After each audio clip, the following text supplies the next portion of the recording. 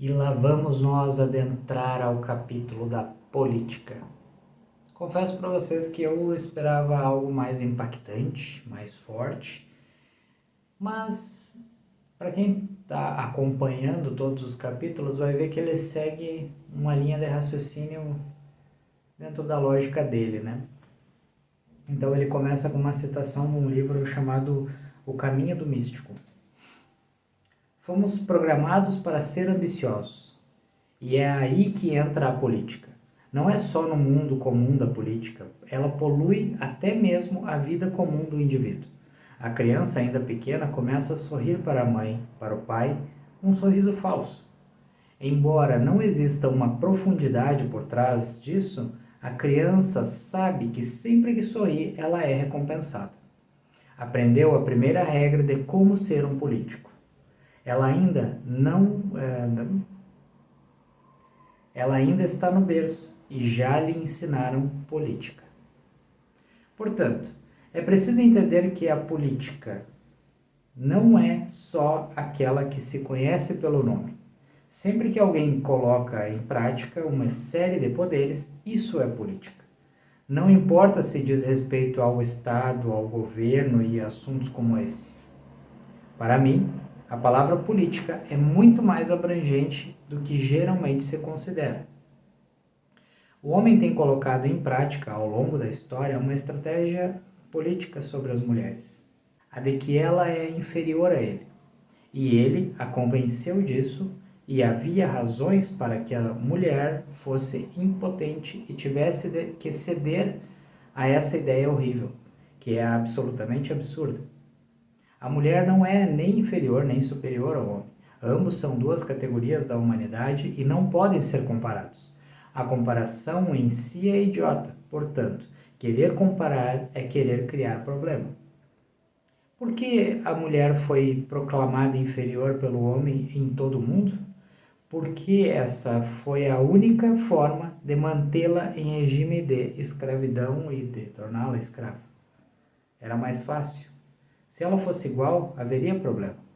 E é por isso que ela tinha de ser condicionada à ideia de que era inferior. E as razões dadas são as seguintes: ela tem menos força muscular, sua altura é menor, ela não produziu nenhuma filosofia, nenhuma teologia, ela não fundou nenhuma religião. Não havia mulheres que fossem artistas, musicistas, pintoras importantes. Isso mostra que ela não tem inteligência, que não é um intelectual, ela não está preocupada com os problemas mais elevados da vida, sua preocupação é muito limitada, ela é apenas dona de casa. Vê que isso era muito enraizado e engessado na sociedade, mas eu digo era porque algumas coisas mudaram, mas a gente vê, quando a gente olha um panorama coletivo, muitas coisas ainda estão ali, estão vigentes. E se a gente for pegar nessa atualidade, 2023, em que nós temos uma massa de homens e mulheres seguindo um comportamento de que o homem deve fazer isso, a mulher deve fazer aquilo, o homem, se fizer, ele perde a sua masculinidade, a mulher tem que servir e não sei o que. Gente, vamos olhar, vamos, né, parar um pouquinho a roda gigante aí, vamos descer, ver que o mundo não é bem esse. Que as coisas estão meio distorcidas nesse contexto aí que o pessoal, né, alguns estão colocando. Como ele disse, comparar é querer colocar problema na situação. Não é essa a necessidade, mas vamos continuar. Ora, optando-se por comparar dessa forma, fica fácil convencer a mulher de que ela é inferior. Mas essa é uma forma muito ardilosa. Há também outros aspectos a serem comparados. A mulher pode dar à luz uma criança, o homem não pode. Ele certamente é inferior. Ele não pode se tornar mãe. A natureza não deu a ele essa grande responsabilidade, por saber que ele é inferior. A responsabilidade é para o superior. A natureza não deu a ele um útero. A mãe tem que carregar a criança por 9 meses e assumir todas as dificuldades de carregá-la. Não é uma tarefa fácil. Depois, ela fica envolvida com a educação da criança por vários anos seguidos. No passado, então, ela dava à luz a vários filhos continuamente. Que tempo sobrou para ela se tornar uma grande musicista, uma poeta, uma pintora? Será que lhe foi dado algum tempo para isso? Ela estava constantemente grávida ou tomando conta das crianças a quem dera à luz. Ela estava tomando conta da casa, para que o homem pudesse refletir sobre coisas mais elevadas. Apenas por um dia, por 24 horas, o homem deve mudar suas tarefas. Deve deixar a mulher refletir, criar poesia ou música, enquanto por 24 horas ele toma conta das crianças, da cozinha, da casa, e depois ele saberá quem é superior. E basta um dia fazendo a comida para a família e para convidados, para que o homem saiba que, em 24 horas, experimentou o inferno. Daí ele vai esquecer a ideia de que é superior, porque durante 24 horas ele não vai pensar sequer por uma fração de segundo sobre teologia, filosofia e religião. Vamos pensar sobre isso de outras maneiras. A mulher tem menos força muscular porque durante milhões de anos não lhe foi dado o tipo de trabalho que desenvolvesse músculos. Estive em aldeias aborígenes na Índia em que a mulher tem músculos e o homem não. Portanto, não é um fenômeno natural, e sim algo histórico. Porém, como por tanto tempo não se exigiu que as mulheres fizessem trabalho braçal, o corpo feminino aos poucos perdeu naturalmente a capacidade de desenvolvimento muscular. Mas é preciso ponderar sobre outros ângulos também. A mulher tem mais resistência que o homem. Ora, isso é um fato constatado em termos médicos. As mulheres adoecem menos do que os homens e vivem mais do que os homens, 5 anos a mais. E aí ele começa a entrar nos comparativos até da parte de que num relacionamento o homem tem que ser mais velho e a mulher tem que ser mais nova. Isso, vamos até dar uma olhada aqui na época que foi escrito o livro, para a gente ter uma noção.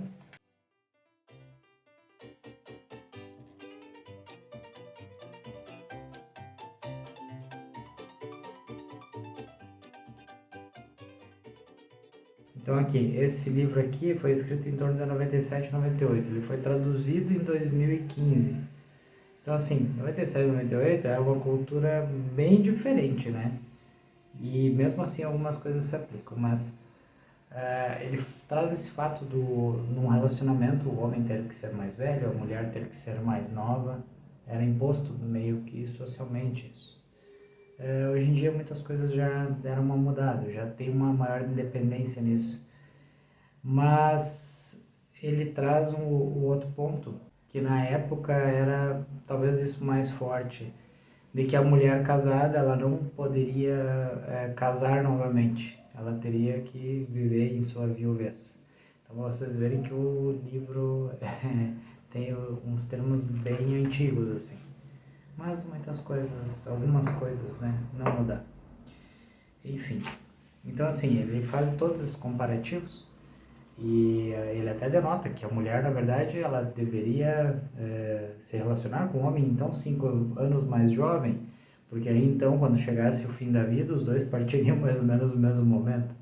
Ele faz umas comparações meio estranhas, mas que de certa forma faz sentido. Então, encerrando essa parte, ele fala assim: a mulher tem mais problemas, ou seja, os dela e os que o homem cria para ela. Ela tem o dobro de problemas e, ainda assim, consegue enfrentá-los com coragem. E os homens continuam a dizer que a mulher é fraca. Porque os homens enlouquecem 2 vezes mais que as mulheres?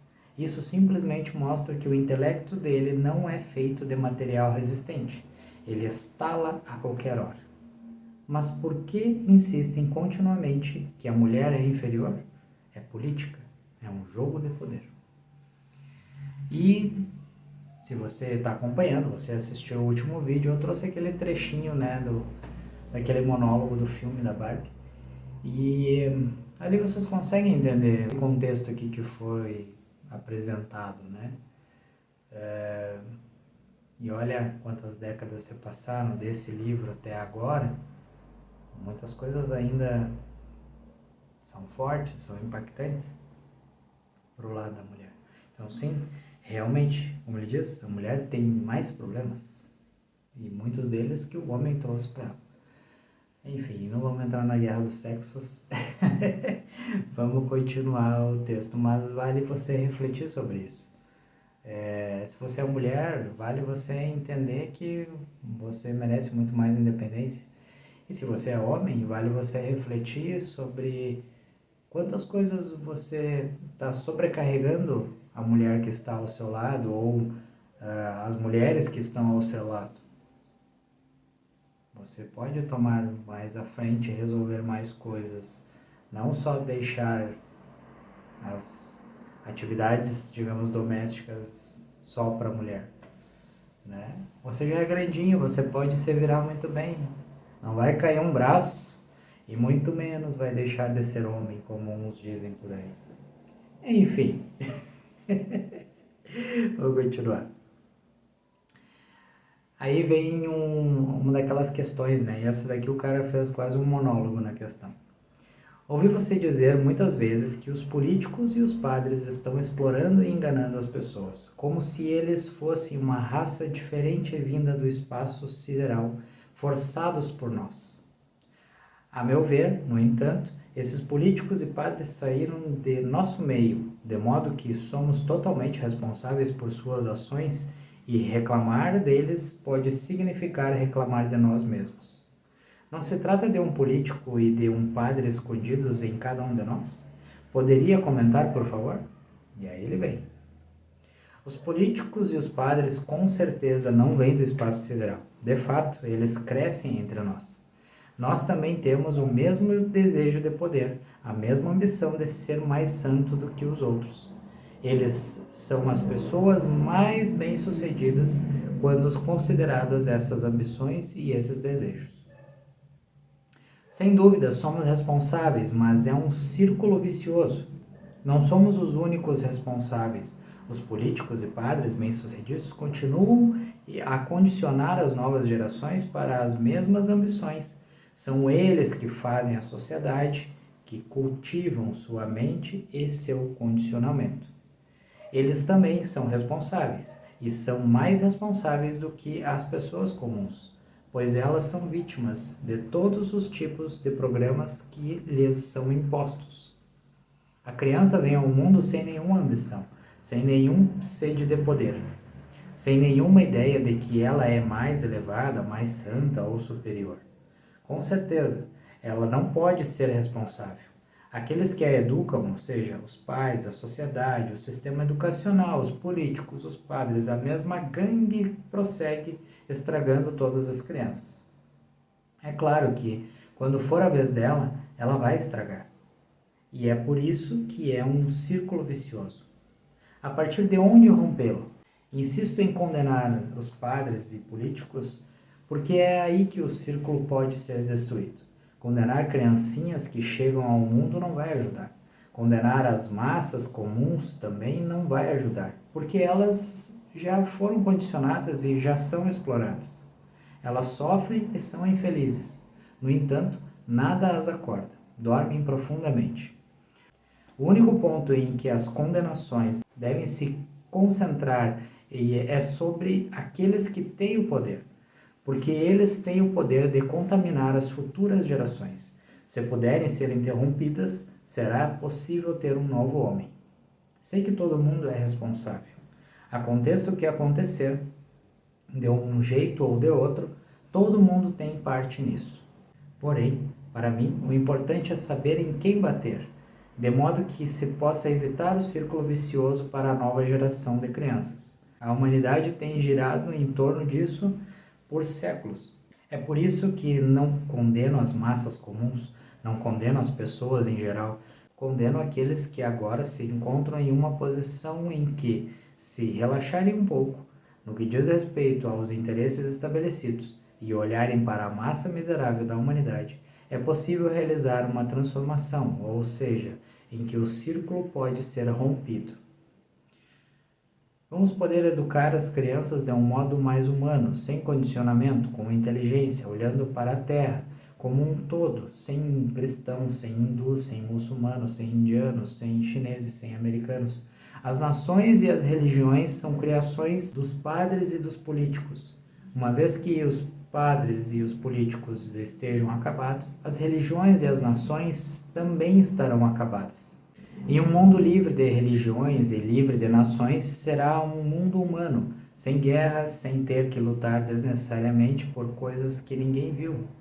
É tão estúpido que por milhares de anos as pessoas foram se matando em nome de Deus.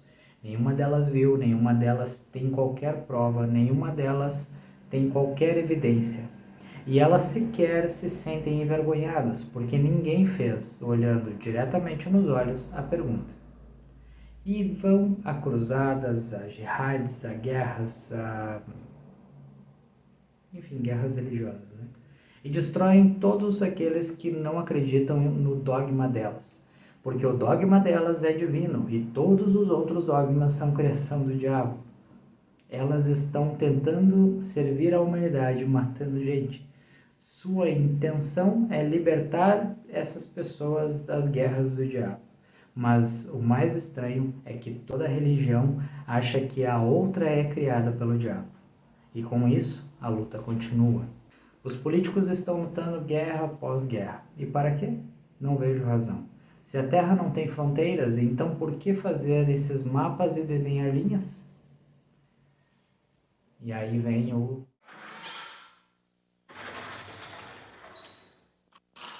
Senta que lá vem a história.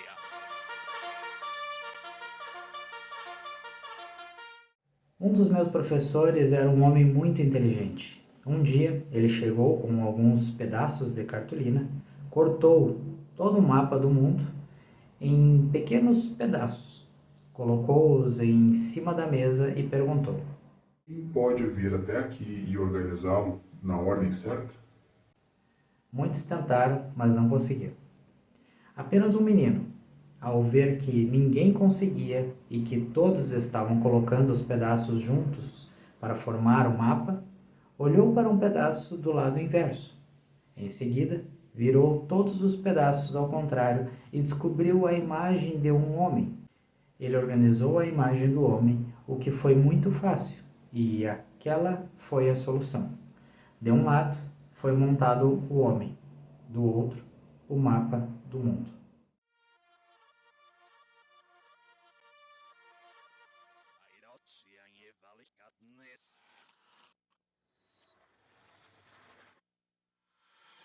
Talvez o mesmo seja verdade em relação ao mundo real. Se pudermos preparar o homem, o mundo estará preparado. Se for possível tornar o homem silencioso, tranquilo, amoroso, as nações vão desaparecer, as guerras vão desaparecer, toda a política suja vai desaparecer.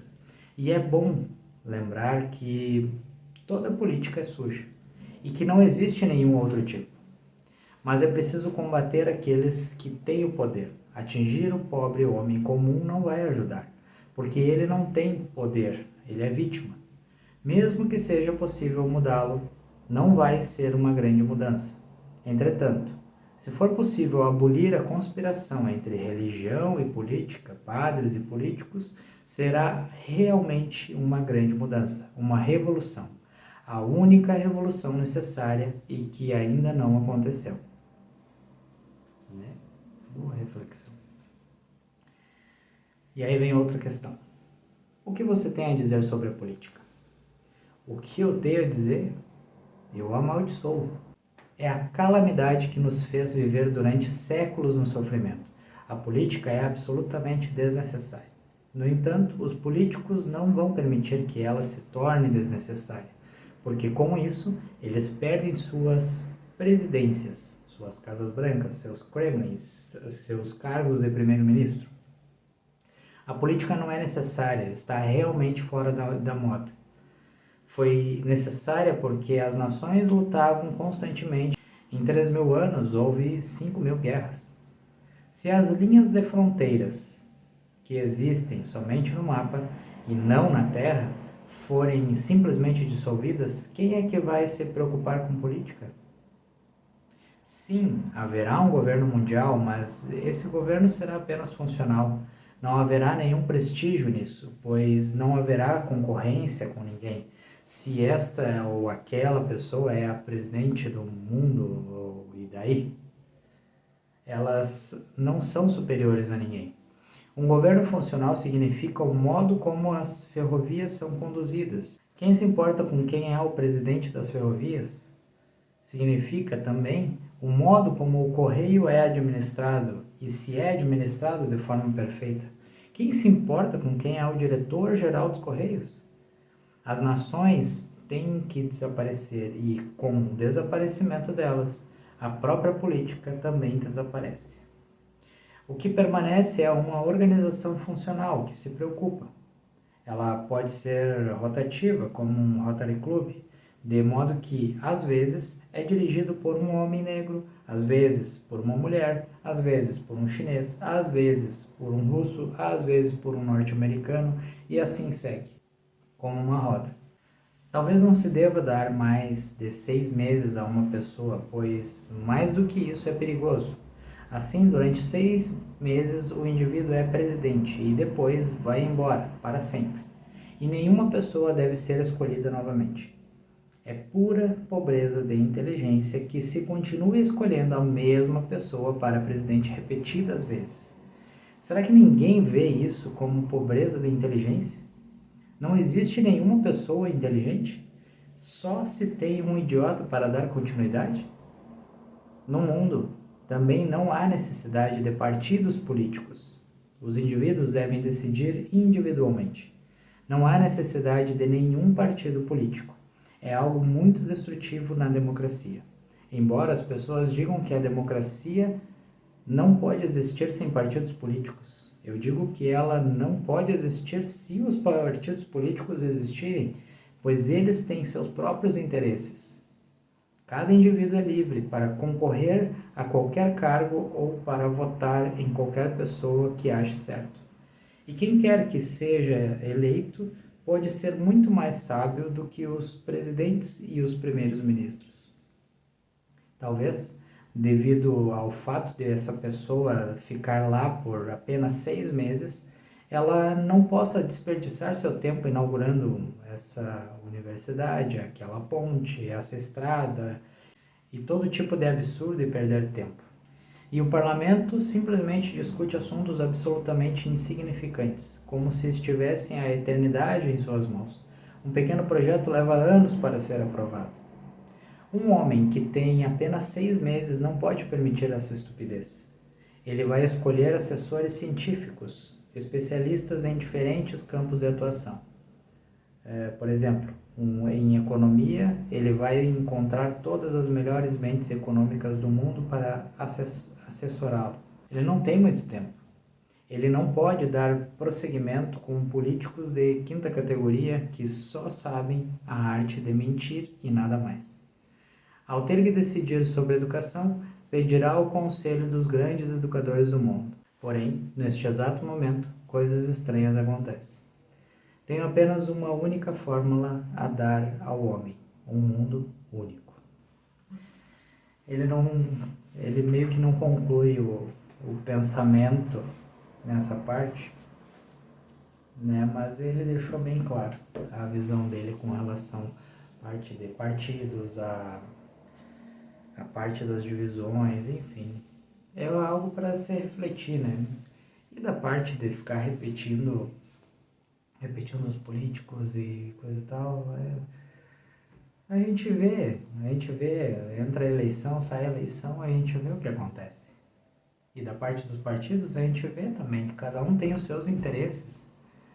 Muitos ainda são envolvidos, são movidos pelo ego, em mostrar que aquele seu partido, ou que ele tem os melhores ideais e que ele faz e acontece, não estão lá realmente pelo que precisa ser feito, para as pessoas que precisam, né, daquela atenção, né, ou melhor, o real motivo deles estarem lá. Hoje em dia, aqui no Brasil, nós vemos que é um grande jogo de poder, é um grande jogo de dinheiro, de superfaturamentos, enfim. A gente pode esperar, pode torcer para que as coisas mudem, mas o que nós vemos eleição após eleição, entrada de partido, saída de partido, o sistema continua o mesmo, né? As coisas continuam iguais. Ainda não vi nada que fosse mudar, nada que fosse diferente da mesma mecânica. Enfim. Espero que essas reflexões aí não tenham vindo tão pesadas. Eu tentei deixar o vídeo mais leve, mais fluido, porque geralmente político o pessoal fica meio tensionado, né? De falar sobre o assunto, de trazer isso em pauta. Mas a ideia é refletir sobre as palavras que ele traz aqui e que a gente consiga evoluir a partir disso, certo? Na próxima parte, próximo vídeo, a gente já entra em um outro capítulo, a gente já entra na violência. Então, nos vemos em breve. Gratidão por ter assistido e até mais.